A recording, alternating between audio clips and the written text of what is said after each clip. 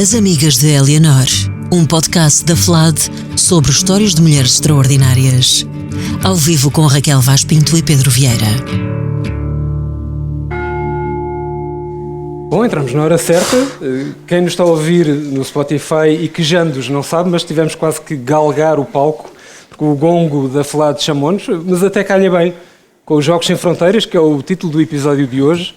Um episódio em que as amigas de Eleanor, bem, temos uma série de adjetivos para elas. Aventureiras, exato, curiosas, destemidas, que é uma palavra que eu aprecio, e vamos emulando de alguma maneira Iládio Clímaco também, com estes Jogos Sem Fronteiras. Sim, nos dias de hoje é sempre bom fazer já o disclaimer, não vai vir aí alguém dizer que afinal copiámos o título e não sei o quê, isso é perigoso. O título não é nosso, aliás será com certeza de uma organização europeia obscura, como tantas outras, e hoje vamos falar então destas mulheres aventureiras, umas que viajaram mais, outras que viajaram menos, mas já vamos explicar isso melhor, Raquel.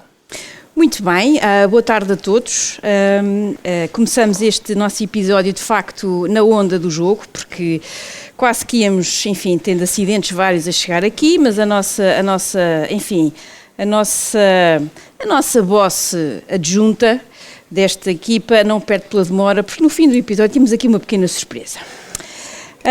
Ora bem, vamos começar. Nós tivemos, para variar, algumas dificuldades em escolher as figuras para hoje. São muitas, de facto, e chegámos aqui a um consenso com alguma negociação e vamos começar e dar aqui o pontapé de saída com, talvez, de todas estas, aquela que suscita maior, eu não digo interesse, mas que é certamente mais conhecida, Amelia Earhart, ou seja, aquela aviadora que desapareceu algures no Pacífico, na parte central do Pacífico. E já agora, Raquel, a atualidade não pode ver nada, depois de decidirmos este episódio, exato, e as suas protagonistas, é para verem bem. Notícias de uns destroços que aparentemente são de Amelia Earhart, já depois de termos feito esta decisão. Exatamente. No fundo, citando uma amiga nossa, isto está tudo ligado. E o nosso poder, agora podemos talvez no próximo episódio falar talvez do Kennedy, que também suscita algum interesse, a ver se a coisa finalmente desemperra. Sim, não é? Pode ser. Olhem, Amelia Earhart, a figura, ela nasce em 1897 no Kansas, desaparece em 37 no seu auge, com quase 40 anos. É uma figura que teve condecorações várias, uma celebridade à época, com o seu registro, com muita publicidade. Dizem-me que há um filme na qual Amelia é interpretada pela Hilary Swank, que eu ainda não vi, portanto não posso de todo, mas como eu gosto muito da Hilary Swank, penso que deve ser um filme ótimo. E ela recebeu, e para preparar para este podcast, para vocês verem bem o detalhe a que isto vai, fui procurar estas condecorações todas militares dos Estados Unidos, porque ela recebeu em 32 a Distinguished Flying Cross, a mais alta condecoração para feitos heroicos aéreos, como é óbvio, só criada no século XX, por razões óbvias da dita Força Aérea, não é? Ela é a primeira vez que um civil, ou seja, não militar, recebe esta altíssima condecoração.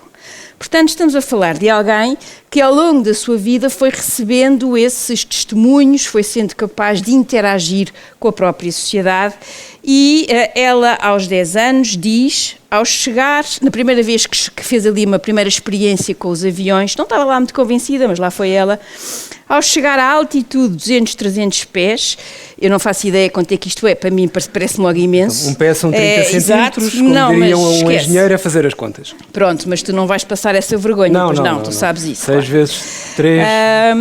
E ela diz assim, ao chegar à altitude soube imediatamente que voar era o meu destino, aos 10 anos. Que bom que é nós encontrarmos aquilo que vai ser a essência da nossa vida aos 10 anos. Faz um bocadinho de tudo, o percurso escolar é razoável. Durante a Primeira Guerra Mundial vai ser auxiliar de enfermagem num hospital militar no Canadá, universidade, assistente social, enfim, Para a história que nos interessa, a primeira lição de voo é em 1921. O seu primeiro avião é de todo amarelinho e chama-se o Canário, com o qual começa a bater, ou são recordes de altitude, eu só lia recordes, e em 1928 vai ser desafiada por um tal de George Putnam e outros para fazer esta travessia do Atlântico com mais dois pilotos, sendo ela, acaba por ser a primeira mulher a fazer esta travessia. Ela depois vai casar com este George e começa a pensar logo, próximo projeto. Vai ser a segunda pessoa a voar sozinha, em solo, depois de um tal de Charles Lindbergh, que enfim tem um registro misto na história, se é que podemos dizer isto. Misto é um bom adjetivo para o registro de Charles Lindbergh, sim. Um senhor gostava muito de um slogan que agora também está muito na moda, que é, já esteve mais na moda, mas também continua, que é aquela coisa do America First, não é? É isso. É isso, não é? É isso. E assim foi em 1932. É uma viagem muito atribulada, em que ela era suposto terminar em Paris e teve que improvisar. E acaba por aterrar na Irlanda do Norte. Londonderry, Paris, enfim, é tudo mais ou menos a mesma coisa. Neste momento, todas as nossas ouvintes francófonas estão horrorizadas, mas eu estou só a brincar. Toda aquela massa de ouvintes francófonas que nós temos. Tu estás-te a rir, mas olha que há uma massa mesmo. Eu acredito. E aterra na Irlanda do Norte, no meio de umas pastagens, e diz ela, depois de pregar um susto de morte às muitas vacas que estavam naquelas pastagens. Charles Lindbergh acaba por ter aquela mesma decoração, mas em 27, e no fundo ela vai escrever sobre estas aventuras todas. Há 2 livros que ela escreve e um que depois sai já póstumo.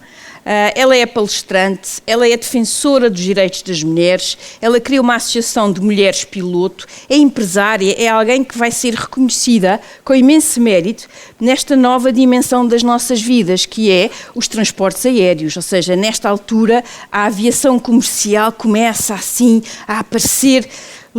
Agora ia dizer, bolas, tu desde que falaste na história de literalmente, a minha vida tem sido literalmente todos os dias. A aparecer assim no horizonte, que é esta ideia da aviação comercial. Em 37, ela recebe um novo desafio, começa ali a magicar, a pensar, dar a volta ao mundo no seu avião. É justamente essa a viagem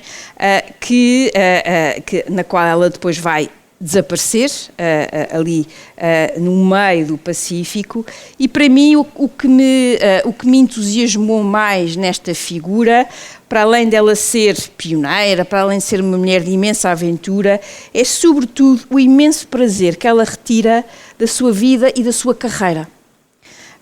E ela tem várias frases ótimas, eu talvez destacasse estas. Ela diz: a aventura vale a pena em si mesma, ou seja, mais do que pensarmos no fim, se chegamos, quer dizer, já agora dá jeito, ainda bem, porque ainda por cima no avião, pronto, temos algumas dificuldades, para mim eu teria logo muitas dificuldades em todo este processo, mas é esta ideia de que nós aprendemos imenso no processo de toda esta aventura.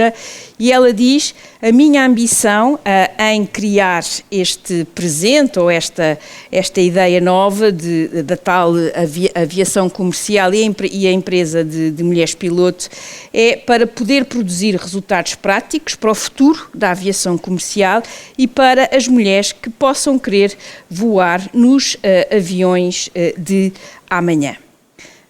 Para talvez fechar aqui esta página, é uma figura de facto muito interessante.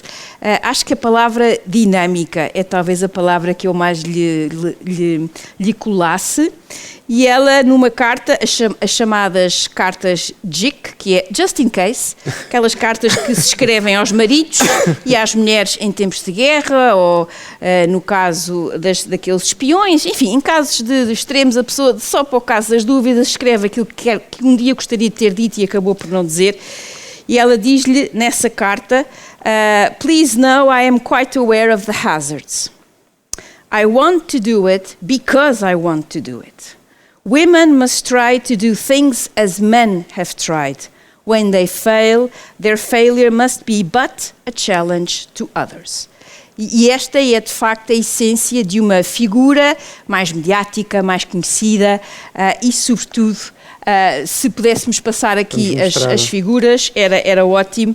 E, de facto, uma mulher com uma presença e uma capacidade de comunicar, eu diria, absolutamente extraordinária. E aqui está ela, numa das minhas fotografias preferidas dela, que é um ar esperançoso, otimista, bem disposto, pronto para a aventura, não é?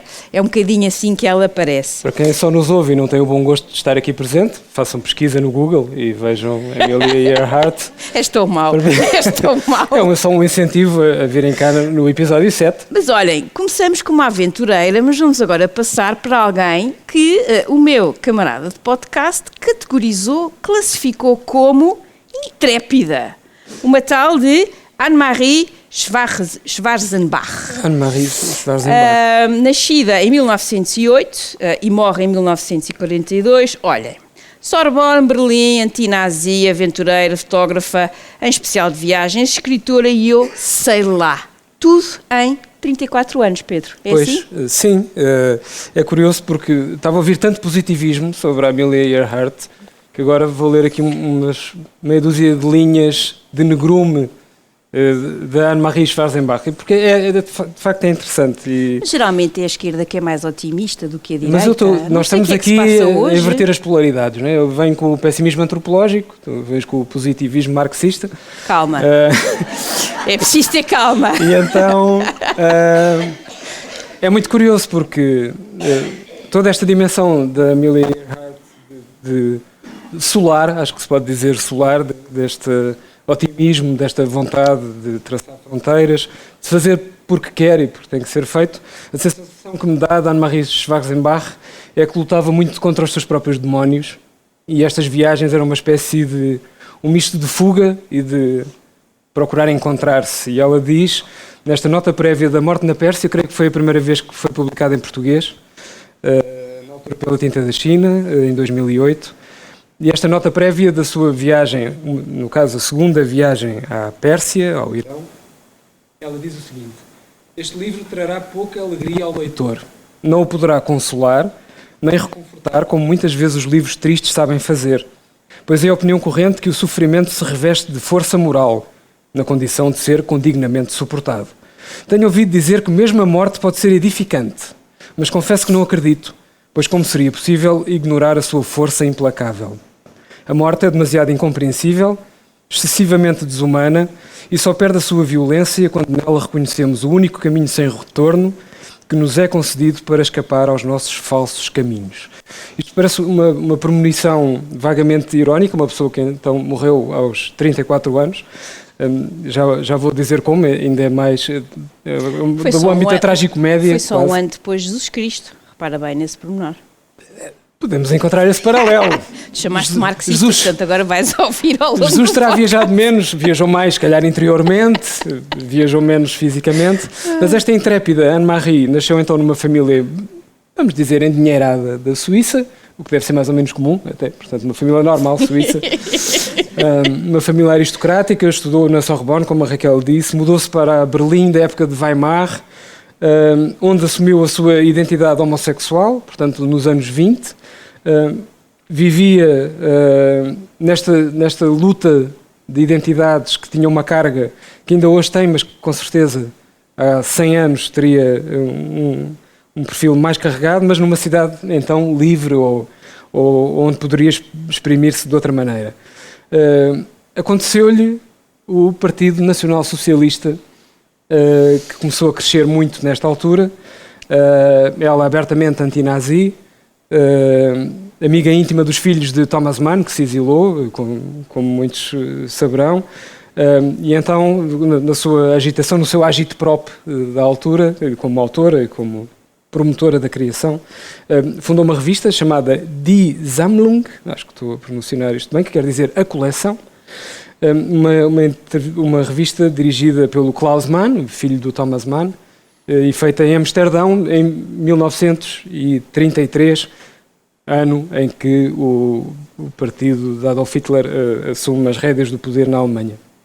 Esta coleção é a verdadeira coleção de cromos, porque escreveram lá uns anónimos, Jean Cocteau, Bertolt Brecht, Ernest Hemingway, entre outras figuras. E quando o ambiente começa mesmo a azedar na Europa, ela fez várias viagens na Europa, e vai então ao encontro de si mesma para o Oriente, embarca numa viagem com uma série de arqueólogos, era uma coisa comum, né, nestas alturas. Há, por exemplo, nesta coleção, um livro muito interessante da Agatha Christie, que não tem crimes, que se chama Na Síria, sobre as suas viagens ao Próximo Oriente. E então, a Anne-Marie, vou tratá-la por Anne-Marie, vai nessa expedição, visita a Turquia, a Síria, vai à Pérsia pela primeira vez, à Palestina, ao Iraque, e portanto ganha um gosto particular por viagens arriscadas, e daí realmente a intrepidez desta pessoa, e a partir daí nunca mais para. Acaba por ter depois um regresso à Pérsia para um casamento de conveniência, com um diplomata homossexual, portanto fazem um arranjo e casam em Teherão. Teherão era bastante diferente, aparentemente, do que é agora. Mas é a partir daqui, depois de um período de grande isolamento que eles decidem fazer na Pérsia, que ela se torna dependente de drogas, dependente da morfina, então a explanar o seu poder com cada vez mais força, sobretudo no Ocidente. Mas ela vai passar por uma série de continentes, vai viajar nos Estados Unidos nos anos 30, ainda conhecer os efeitos da Grande Depressão em 1935, 1936. Era também fotorepórter, daí estar aqui com esta câmara vertical, e faz uma carreira da qual não podia escapar. É a sensação que eu tenho, que precisava de facto de fugir à família. Isso depois há escritos que revelam coisas nesse sentido, e de tentar encontrar-se. Vai ao Congo belga, onde também faz reportagens para a imprensa, um bocadinho na linha do Conrad, mas não em registro de ficção. E portanto viaja pelo mundo todo, vai de uma maneira mais ou menos desconfiada à União Soviética, ou então um grande encontro de escritores de 1934, com o Klaus Mann, que vem de lá um bocadinho desiludido. Ligeiramente. O pai dos povos, José Stalin, mostrava umas coisas aos visitantes. Zé Stalin é ótimo. Zé, chamemos-lhe Zé. Eu gosto. Koba. Ou Soso, como parece que lhe chamavam quando era um jovem georgiano apenas. E um bocadinho gangster. Sim. Um bocadinho gangster, é amigo do dinheiro do alheio, digamos. Mas então ela faz muitas viagens, está sempre lá e cá, viaja muito pela Europa, também nos Balcãs, em Espanha, e é numa altura em que volta à Suíça natal, que ela se candidata, isto já com a Segunda Guerra Mundial em marcha, candidata-se a correspondente de um jornal suíço em Lisboa. E é quando está à espera da resposta para saber se será correspondente em Lisboa, cidade dos espiões, em 42, que ela cai de uma bicicleta, dando um passeio na zona dos Alpes suíços, em Engadin, acho que é assim que se diz, a localidade onde ela cai. Está há 2 meses com a saúde muito débil, e pronto, acaba por morrer junto da família, mas isolada de todos os seus amigos, do seu marido, com quem não vivia, mas porque havia uma estima mútua e uma cumplicidade conquistada, e a mãe acabou por isolar, uma viajante do mundo acaba por ser isolada nos últimos 2 meses de vida pela mãe, e não satisfeita em isolar a filha, destruiu-lhe os diários e uma série de correspondência que ela também tinha trocado com inúmeras pessoas, entre as quais uma tal de Carson McCullers, autora norte-americana, se calhar ainda devemos falar dela aqui, que se tinha apaixonado por Anne-Marie Schwarzenbach. Ela tinha, como é que se sabe dizer, uma certa panache. E a Carson McCullers apaixonou-se por ela, trocaram uma série de cartas. E, portanto, foi uma vida muito breve e muito intensa. As contas que se faz é que num período de 9 anos, entre 33, quando sai da Alemanha, e a altura em que morre, é que terá escrito 360 artigos de imprensa, feito 50 fotoreportagens e escreveu uma série de livros. Este, A Tinta da China, é então uma história de viagem na Pérsia. Há mais em português, há livros também no Relógio d'Água. Um deles particularmente interessante no Afeganistão, que é um país ao qual estamos sempre a voltar também. Chama-se Todos os Caminhos Estão Abertos, e também se consegue contrastar o que é o Afeganistão hoje, o que é que era o Afeganistão nesta altura. E, portanto, foi uma viajante que viajou, como aquele conhecido sketch do Lusco-Fusco. Foi muito intenso, muito curto, e são 5, 7 minutos que ela viajou. mas que deixa estas marcas para o futuro e para o presente em que estamos aqui a falar dela. Muito bem, um nome de facto a ter em conta, esta Anne-Marie, e uma história de vida de facto. É quando ouvimos estas três que nos faltam, eu digo-vos, quando estava a preparar tudo e a pensar e a articular, eu pensei, realmente, a minha vida, quer dizer... É uma tristeza. Não, 51 anos. E não fiz nem um terço do que estas caramelas já fizeram. Isto, de facto, faz-nos pensar e reavaliar imenso. Mas ninguém te dá os 51. Obrigada, Pedro, és tão querido. Estás mesmo agora a ver se... Mas olha que a do marxista ainda não passou com essa, portanto... Marxismo nunca passará, no fundo. É por isso. Olhem... Passando aqui da Anne-Marie para uma outra figura, destas 5 é talvez aquela que mais me fascina e, portanto, eu tenho que pedir aqui ao Pedro para me controlar, porque eu posso não me controlar. Mostra-nos a raquete, não é? A conhecida raquete. A conhecida raquete pode começar já aqui nesta. Olhem, é a Gertrude Margaret Lothian Bell. Entre nós, que a conhecemos já de forma íntima, é a Gegé. Eu vou evitar o trocadilho da Gegé Campainha, porque pode-me sair mesmo muito mal, eu não quero isso, porque não tem nada a ver com ela. Quem é esta mulher? Olhem, ela nasce na Grã-Bretanha de 1868 e vai morrer no Iraque de 1926. Vocês veem aqui esta primeira imagem, já iremos à segunda. A nossa Gegé, Gertrude Bell, é muitas vezes, e lá está, mais uma vez, do rótulo que vem a seguir, comparada com o seu contemporâneo, nascido em 1888 e depois que morre em 1935, com quem ela, aliás, se cruzou várias vezes nestes périplos e que dava pelo nome de Thomas Edward Lawrence. Neste momento, o público feminino de todo este podcast está a imaginar Peter O'Toole e aquele olho azul. Lawrence não teve hipótese nenhuma nos dias de hoje. É Peter O'Toole e está feito, e bem feito, em bom rigor. Esta é a comparação, é um Lawrence feminino e é uma comparação, como todas estas, honestamente, muito injusta. E eu vou passar a explicar porquê.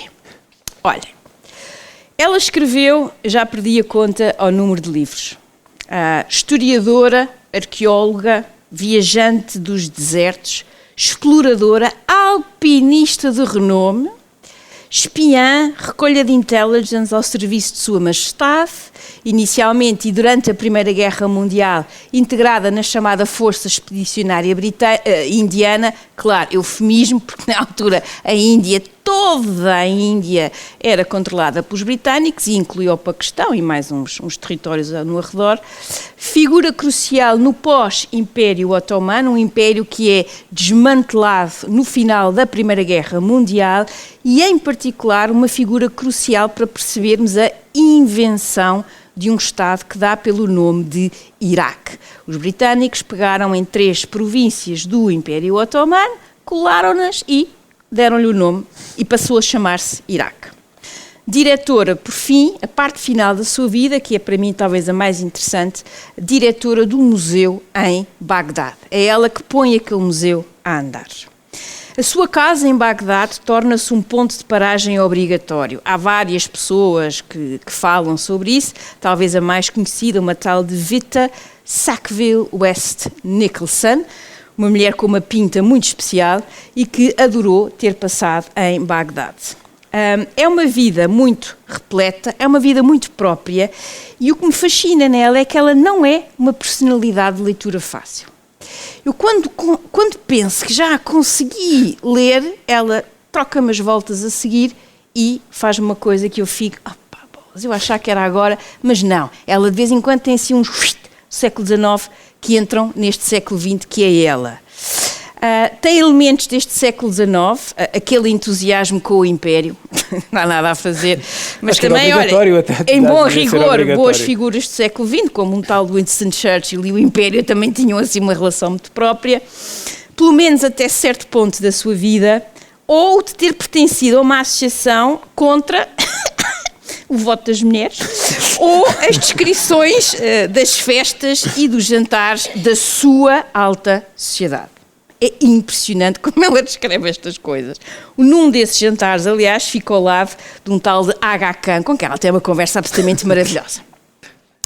Ao mesmo tempo, alguém com uma força de vontade, uma resistência contra tudo e todos, algumas das suas viagens nos desertos é que são mesmo épicas, com uma sensibilidade que perpassa pelas suas milhentas cartas que ficaram depois dela morrer, e a família, e ainda bem, não teve quaisquer lives de fogueira, e aqui nessas cartas nós vamos conhecendo uma Ásia Ocidental, que é no fundo até o termo mais correto para o que nós chamamos Médio Oriente, não há termo mais europeu, é médio em relação ao quê? Em relação à Europa, Extremo Oriente, extremo em relação ao quê? Dizem os japoneses, em relação à Europa. E esta Ásia Ocidental, ela vive isto com imenso... Ela fica mesmo, ela torna-se uma residente deste território e ao mesmo tempo tem umas saudades terríveis da sua família. A correspondência com o pai chega a ser ternurenta.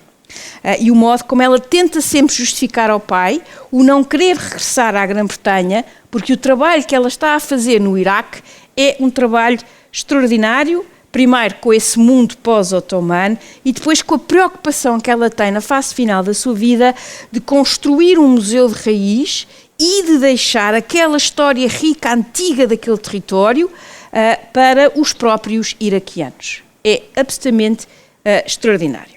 Desde cedo, a família e os amigos perceberam que a nossa GG era um gênio. Chegou a Oxford com quase 18 anos e em 2 anos já tinha despachado um first em História.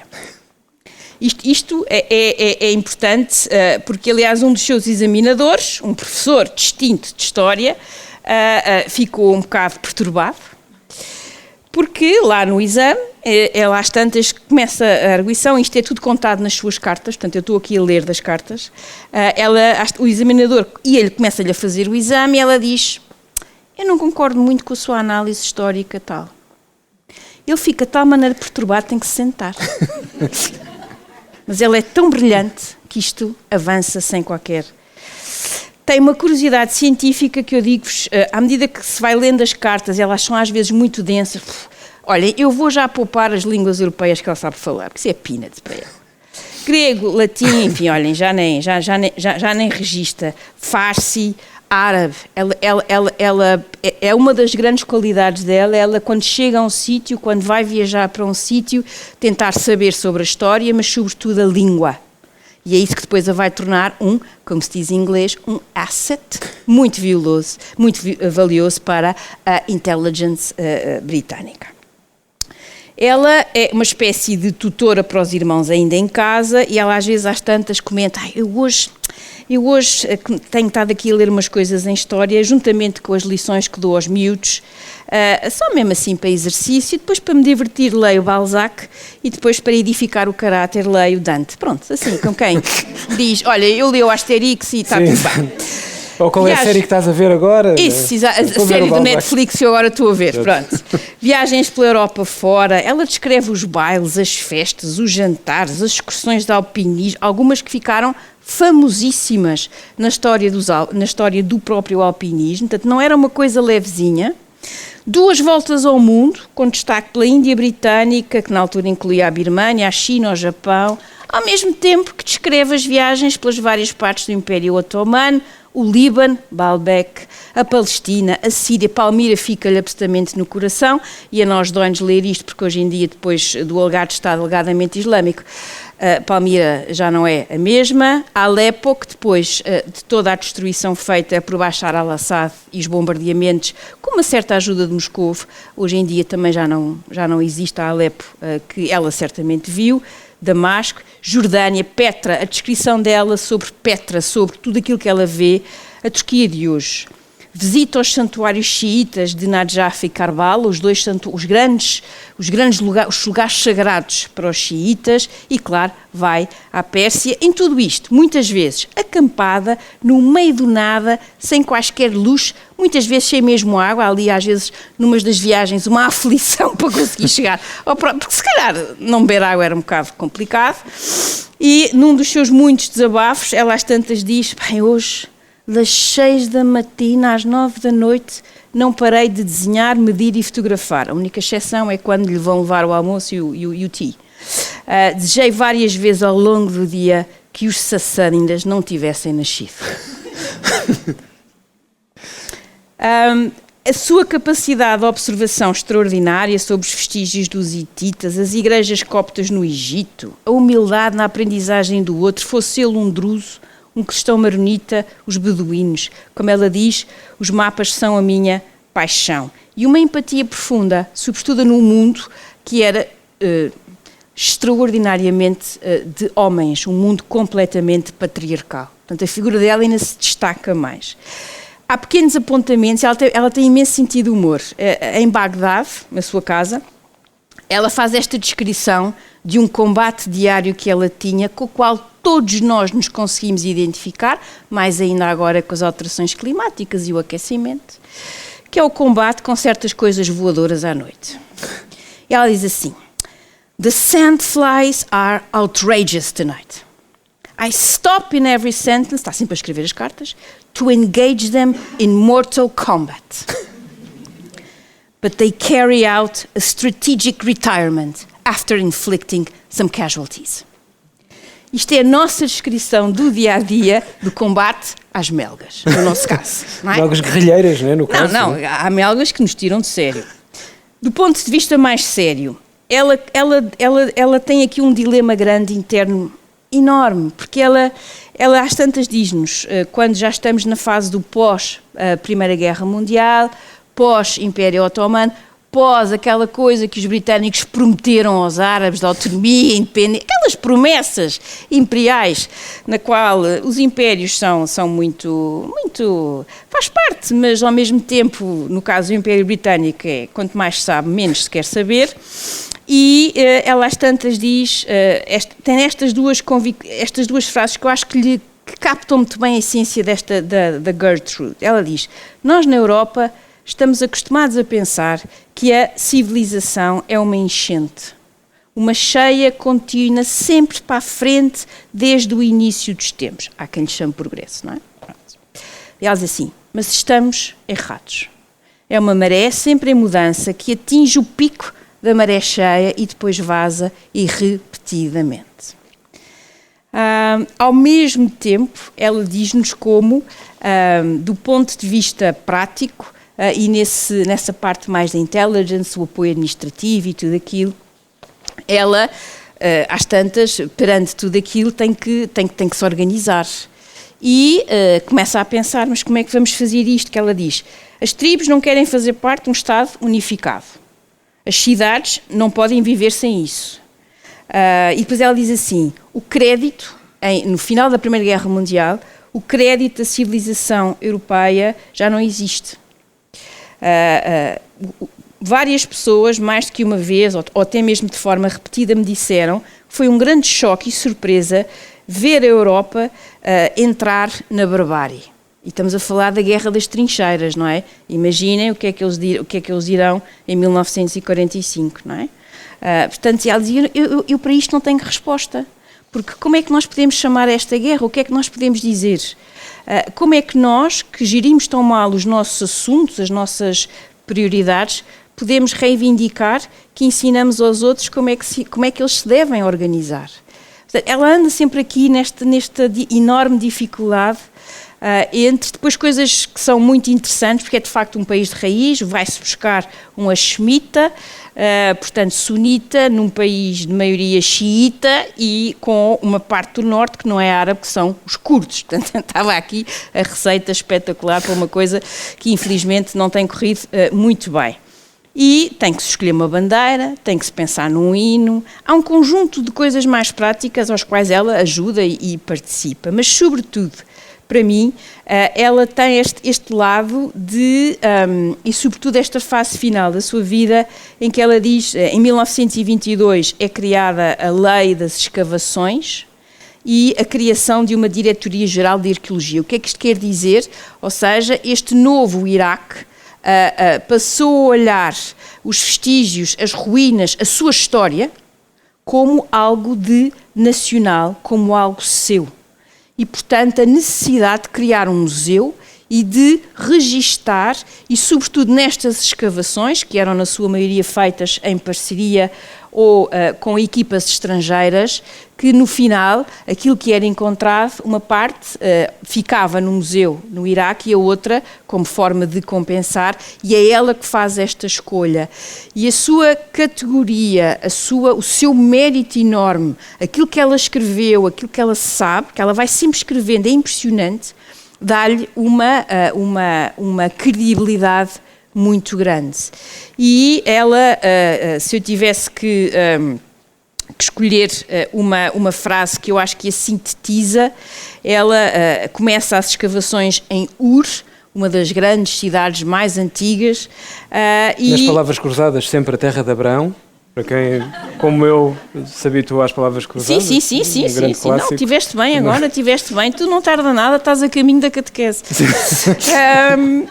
Ela diz assim, sobre o Museu do Iraque, que é fundado em 1923, e é assim uma coisa que ela a enche de imenso orgulho, e ela fica como diretora de antiguidades. E ela diz assim, qual é o objetivo?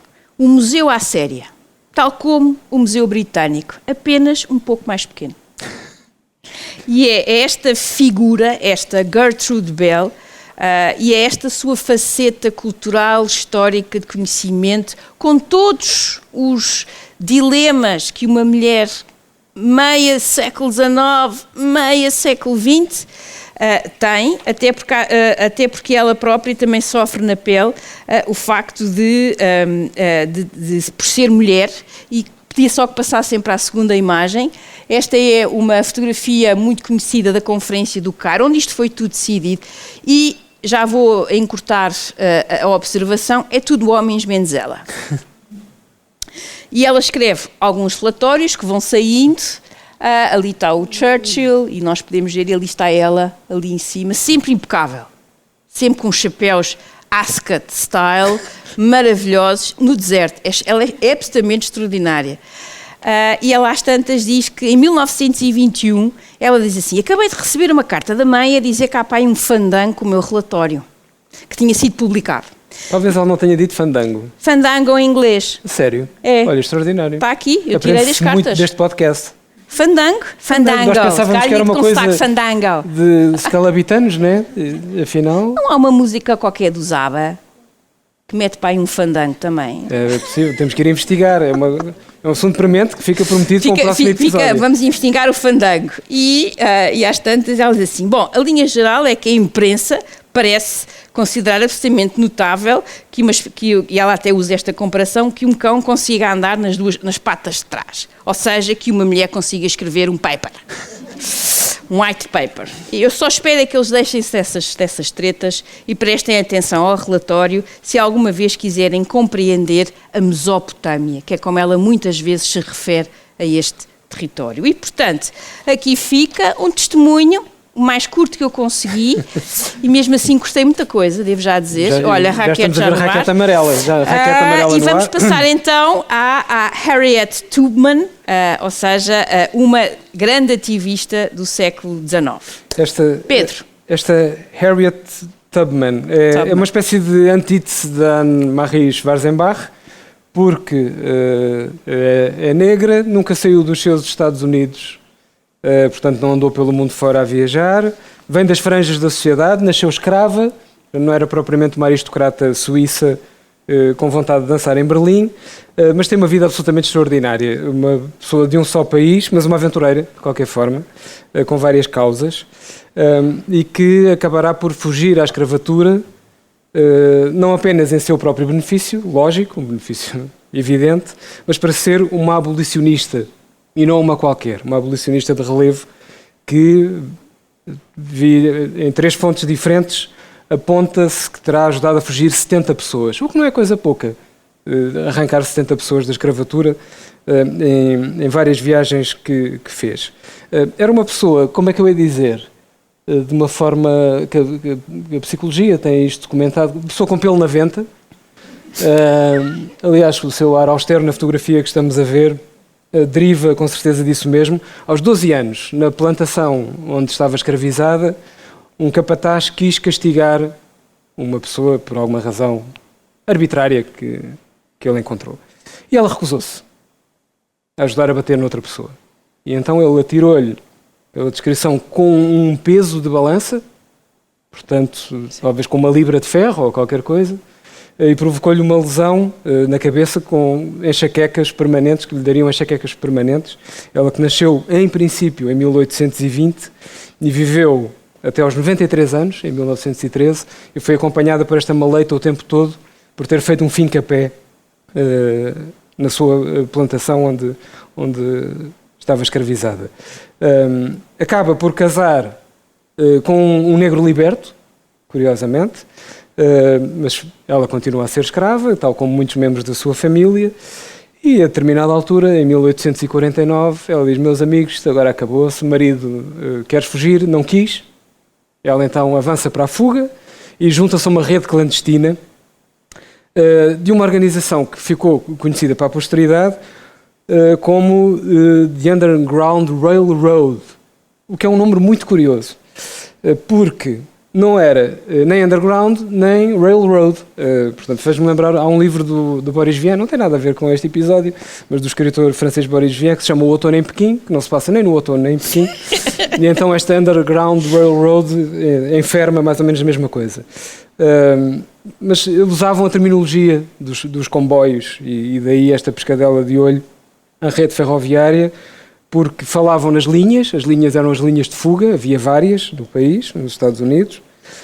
As estações eram as casas clandestinas para onde os escravos fugiam e onde estariam seguros, à partida, se não fossem denunciados. E os guias que conduziam as pessoas para fora da escravatura eram os maquinistas, função que a Harriet Tubman desempenhou aparentemente em 19 percursos de fuga, tirando pessoas da escravatura. Na altura, havia uma recompensa de várias pessoas de fazendas, fizeram um crowdfunding e então ofereciam $40 mil pela captura da Harriet Tubman, pelos vistos. Neste caso pode ser um crowdfunding. Um crowdfunding, melhor dizendo. Aparentemente este valor, $40 mil, na altura em que ela era esta ativista, agora $1,5 milhão mais ou menos nos dinheiros de hoje. Diz-se que nunca terá deixado ninguém para trás nos seus 19 percursos, o que é absolutamente notável, mas também tinha um argumento muito forte. Estava armada quando fazia estas incursões, porque eles entravam nas plantações clandestinamente, arrancavam as pessoas de lá, fugiam, e andava sempre armada, o que é mais ou menos natural. Nos Estados Unidos é quase obrigatório estar armado. Estou na falada a dizer isto, mas pronto. Olha, chama-se liberdade de expressão. Mas é verdade, mas não deixa de ser verdade. E então ela tinha um argumento muito convincente. Às vezes havia pessoas que recalcitravam. No momento não se usa muito recalcitravam em podcasts, mas pessoas que davam-lhes os medos, não é? Agora, não sei, vamos fugir ou não vamos fugir? E ela sacava da arma e a sua frase-chave era: "You'll be free or you will die." E portanto as pessoas decidiam ser livres e não ficou ninguém para trás. É uma espécie de hard power em versão mulher, neste caso concreto, não é? Aliás, olhamos para ela e está tudo nos seus fierce eyes. Entretanto, acontece aquilo que todos sabemos, a Guerra Civil Americana, 4 anos de uma guerra absolutamente selvagem, e então Harriet interrompe as suas missões de maquinista ao serviço da libertação e passa, e vai, claro, alistar-se no exército da União, como é óbvio, não é? E então depois tem várias funções, é cozinheira, lavadeira, mas a mais interessante é ser espia e batedora. Fazia incursões nas zonas do sul, na zona dos confederados, para recolher intelligence. Não sei como é que ela recolheria intelligence, tendo em conta o caráter, digamos, musculado das suas ações, e foi a primeira mulher a conduzir uma ação militar, um ataque militar a uma posição confederada na Guerra Civil Americana. Entretanto, a guerra termina em 1865, com o resultado conhecido. Há alguns progressos na questão racial e da escravatura, também sabemos que não foram assim tantos, ou assim tão imediatos, mas ela então desliga um bocadinho essa ficha e liga um bocadinho a ficha dos direitos das mulheres e do voto. E então muda-se para a zona de Nova Iorque, fica a viver então para o resto da sua vida na zona de Nova Iorque, em Auburn, e então participa em comícios e torna-se uma ativista dos direitos das mulheres e a favor do sufrágio das mulheres. Portanto, acaba por fazer uma vida sempre de ativismo militante, sempre falida, que é mais ou menos recorrente nas figuras que eu vou trazendo aqui. Acho que é a terceira que faliu várias vezes na vida. Os seus amigos, felizmente, ajudavam-na a recuperar-se. Acabou por conseguir comprar um terreno onde fez a sua casa. E depois teve uma epifania religiosa. Vais apreciar. Juntou-se a uma igreja metodista nesta zona de Auburn. E já mais perto do final da sua vida resolve doar uma parte do seu terreno a esta igreja, na condição de ser construído um lar para acolhimento de negros indigentes. E é aí que ela vai passar a viver quando adoece, vai acolher uma série de gente, com a ajuda financeira, claro, dos amigos que foi fazendo ao longo da vida, e em contraponto total com Anne-Marie Schwarzenbach, morre rodeada de todos os seus amigos mais próximos aos 93 anos, de pneumonia, não sem antes ter conseguido cumprir uma exigência. Portanto, a guerra acabou em 1865, né, e ela esteve 30 anos a pedir que era a minha pensão de combatente. Bem. E só em 1895 é que ela recebe uma quantia mensal pelo seu trabalho nas linhas militares da União. E, portanto, uma vida cheia, que, como a Raquel dizia há pouco, só me envergonha. Eu fico, né? Não, vamos sair daqui todos com uma grande neura, porque, de facto, há vidas e vidas, não é? E estas mulheres, de facto, tiveram vidas em contextos absolutamente de perigo de vida, de capacidade de arriscar, a capacidade de ir à aventura, a curiosidade, que é algo que eu admiro imenso. E não há nada como ser curiosa face ao mundo. Também não tinham internet. Precisavam de ir aos sítios. E no meu caso não tinham a Liga dos Campeões e várias ligas de futebol internacionais que no fundo me fazem... Pronto, a pessoa tem opções de vida, que no meu caso são bastante graves. Para terminar este nosso episódio sobre as aventureiras, as intrépidas, as indomáveis mulheres que aqui trouxemos, vamos acabar, como se diz, com chave de ouro. Já aqui está ela em grande. E olhem bem para esta moça e vejam lá se vocês conseguem imaginá-la a viver no Egito, no meio do nada. Esta Lucy... de família Austen, depois casa com Alexander Duff Gordon, e o Pedro deu-lhe este adjetivo, ou esta forma, a hieroglífica, e que tem imensa graça, porque ela, o que a distingue podemos pensar, bem, século XIX, mais uma vez, andamos aqui, segunda metade do século XIX sobretudo, e eu podíamos ter ido buscar imensos outros exemplos. De facto, o século XIX é o século no qual, através de Champollion e outros, a egiptologia, a egiptomania rebenta em grande. Sobretudo a partir do momento em que nós conseguimos decifrar os ditos hieroglifos através de Thomas Young, mas sobretudo, e obviamente, com todo o mérito possível, Champollion. E, portanto, é de facto um século no qual o Egito entra. E entra também pela parte moderna, porque em 1869 é aberto o canal de Suez. E, portanto, o Egito passa a ter outro interesse por umas certas potências imperiais. Leia-se aqui o suspeito do costume, que é a Grã-Bretanha. Pronto.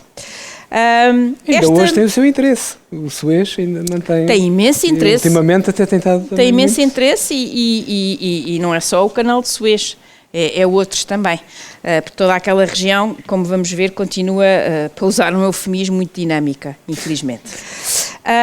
Lucy, porquê ela? Não é uma estudiosa no sentido Champollion e tal, certo? Mas é de facto alguém que, por razões de saúde, a tuberculose mais concretamente, é aconselhada a sair daquele território que é um bocado úmido, não é? Grã-Bretanha, todos nós já sentimos isso num momento ou outro da vida, mas de facto tem que ir procurar terras mais secas e lá vai ela, primeira experiência e tal, e depois lá chega ao Egito. E aqui eu recorro a um livro que quem gosta destes temas tem que ler, que é o livro do Toby Wilkinson, e que se chama A World Beneath the Sands, ou seja, é uma história não do Egito Antigo, mas é uma história de como os europeus descobriram o Egito na acessão plena da palavra de descobrir o Egito durante o século XIX. E Toby Wilkinson, aliás, tudo o que o Toby Wilkinson escreve sobre o Egito em bom rigor é para comprar e para ler. E no caso dela, o que é que ela faz? Ela chega ao Egito e ela escreve as famosas Cartas do Egito em 1865. Porquê é que estas cartas ficam famosas perante todos estes nomes XPTOs em termos de descobertas? Olhem. Ela vem de uma família, em primeiro lugar, intelectualmente estimulante, mas, como diria o Pedro, muito honesta. E casa com Alexander Duff Gordon, apesar da nega, e aqui vou ter que fazer um comentário, enfim, nem todos tiveram a minha sogra, portanto, apesar da nega da futura sogra, que achou mal ela não ter um dote e trazer umas coisas para o casamento. Pronto, ele mesmo assim casou com ela à mesma e tudo bem. O círculo de amigos à volta destas figuras, sei lá, Tennyson, Macaulay, Dickens, só aqui já estamos arrumados, não é? E mais uns quantos. E, portanto, é alguém extremamente... Ela é muito curiosa do ponto de vista intelectual. Mas ela chega ao Egito e está bem, estão lá as pirâmides. Ela às tantas diz, o que é que eu vou dizer sobre as pirâmides que já não tenha sido dito? Quer dizer, já toda a gente disse tudo o que havia para dizer. E o que é que a incomoda? O que é que a deixa mesmo... é o contraste entre a vida luxuosa do governante do Egito, que ela critica de forma pública e violenta, e o drama daquela sociedade e, sobretudo, os mais pobres no Egito. É aquilo que a perturba até, podemos dizer, até ao tutano. E, sobretudo, ela chega numa altura em que o custo humano das obras é evidente. O Canal de Suez, podemos nós todos imaginar como é que foi escavado, certo? Pronto. Num primeiro momento, depois vai ter ali algumas ajudas e tal. E ela diz assim, às tantas, sobre essas pessoas. Estes pobres são regimentados à força, obrigados ao trabalho em bandos como se fossem condenados. Enquanto isso, as suas famílias morrem de fome. Esta é uma descrição muito concreta deste Egito. E, no meio de tudo isto, ela às tantas pede para viver na chamada Casa Francesa, que era no telhado do templo de Luxor. Portanto, estou a imaginar a coisa, ao ar livre, tudo mais, não sei o quê. E continua a criticar o Ismail, o governante do Egito, que ela caracteriza-o assim, gasta dinheiro como se o deitasse ao Nilo. No seguimento disto, o dito Ismail, ou por, enfim, interposta pessoa, que é sempre uma expressão que eu adoro dizer, vai tentar uma espécie de, enfim, assassínio queria, no fundo, que o barqueiro a afogasse. E ela, como era uma pessoa super popular e, sobretudo, muito querida pela população, toda a gente, ninguém a tentou assassinar e toda a gente a defendeu. Esta sua defesa intransigente das pessoas traz para a discussão, dá voz a um conjunto de pessoas que até aqui são entendidas apenas quase como mercadorias. E ela diz, fome, dor, trabalho sem esperança, sem remuneração e a amargura constante de um ressentimento impotente. E ela atravessa tudo. Olhem, para já tem que mudar as indumentárias todas, tudo aquilo, nem pensar, está um caloraço daqueles. Depois tem que passar a viver ao ar livre, porque digamos que há ali umas pequenas inundações e vai tudo à vida.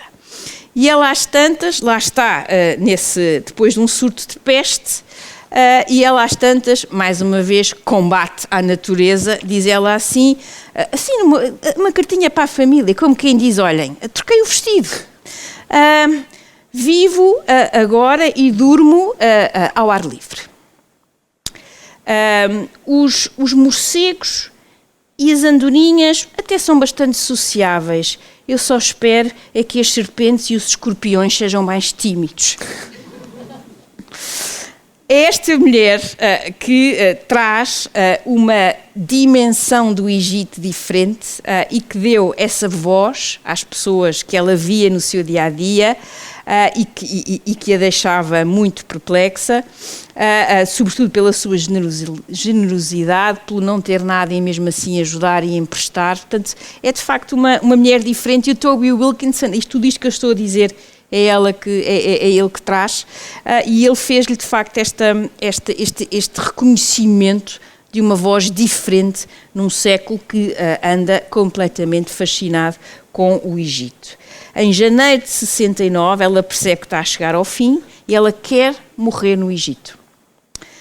Deixou Luxor numa choradeira pegada dela e deles, rumo ao Cairo para ter, diríamos nós na linguagem 12, melhores cuidados paliativos, onde vai acabar por morrer em julho com 48 anos. É uma figura que não aparece talvez nos manuais ou naquelas leituras mais óbvias dos grandes avanços da história, mas é de facto uma vida extraordinariamente diferente, interessante e que vale a pena nós conhecermos melhor. E aqui fica ela ainda no seu esplendor britânico e já não na sua vertente mais, enfim, mais cotidiana do Egito. Por isso é que nós estamos aqui para ter este papel também de arqueólogos destas figuras, através de outros, neste caso. A poeira do tempo e as areias de cima e trazê-los, ou trazê-las, no caso, para este podcast. Acabámos agora este episódio dos Jogos Sem Fronteiras, Hilário Clímaco, estarás sempre connosco. Raquel, em março, mês da mulher, vamos dar aqui uma pequena guinada e vamos tratar de outro tipo de figuras. É verdade, olhem, antes de mais, o próximo episódio é dia 18 de março e nesse episódio vamos fazer um episódio sobre mulheres que resistiram. Mulheres que resistiram à tirania, que resistiram à história, que resistiram a um conjunto para ficar do lado certo, evidentemente, e resistentes. No fundo, as viriatas deste mundo. Ou, num título que eu acho que não me vai sair muito bem, as padeiras deste mundo. Também não me sai meio à mesma. Talvez tenhamos ainda que pensar sobre o título. Podemos discutir, mas aí o Pedro vai entrar em cena, que o Pedro é fantástico. O Pedro é os títulos e tudo é ele. Portanto, padeiras se calhar não soa bem. Mas nada contra a panificação em Portugal. Não, aliás, a indústria da panificação... Que eu amo de coração. Todo o Próximo Oriente, ou a Ásia Ocidental, deve muito à panificação e vice-versa. Aliás, a civilização humana deve muito à panificação. Vamos pensar no título, mas fica aqui o desafio, dia 18 de março às 18h30, Mulheres contra a Tirania. Atenção, porque no dia 8 de março teremos uma surpresa, fiquem atentos. Isso, nós trataremos de comunicá-la. E até dia 18.